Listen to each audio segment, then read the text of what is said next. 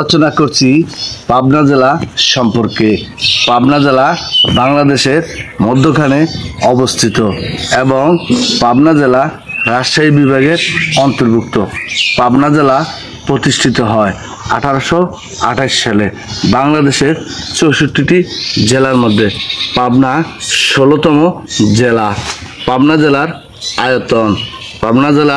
আয়তন 2371.50 বর্গ কিলোমিটার এবং পাবনা জেলার জনসংখ্যা 2011 সালের আদমশুমারি অনুযায়ী পাবনা জেলার জনসংখ্যা 28,60,000 প্রায়।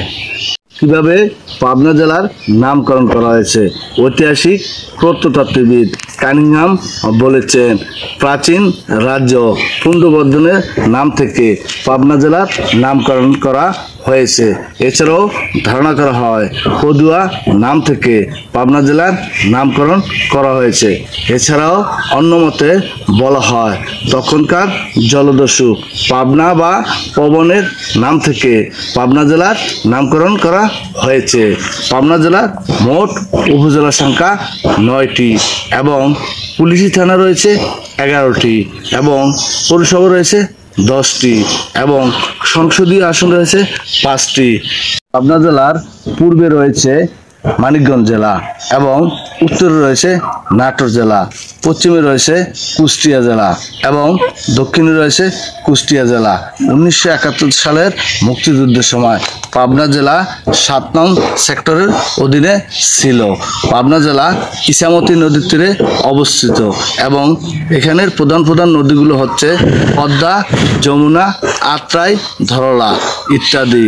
জেলার বরেণ্য ব্যক্তিদের মধ্যে বর্তমান রাষ্ট্রপতি শাহাবুদ্দিন চুপ্পুর বাড়ি পাবনা জেলায়। এছাড়াও সাবেক জামায়াতে ইসলামের আমির মতিউর রহমান নিজামীর বাড়িও পাবনা জেলায়।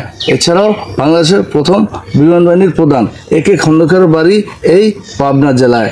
অভিনেতা আজিজুল হাকিমের বাড়ি পাবনা জেলায়। অভিনেত্রী সুচিত্রা সেনের বাড়ি পাবনা জেলায়। অভিনেতা চঞ্চল চৌধুরীর বাড়ি পাবনা জেলায়। এছাড়াও এখানের বিভিন্ন দর্শনীয় স্থানগুলোর মধ্যে রয়েছে লালন শাহ সেতু এবং বাংলাদেশের একমাত্র রেল সেতু হার্ডিন ব্রিজ। এছাড়া এখানে রয়েছে ইকো গবেষণা ইনস্টিটিউট। বাংলাদেশের পাবনা জেলা বিখ্যাত মানসিক হাসপাতালের জন্য।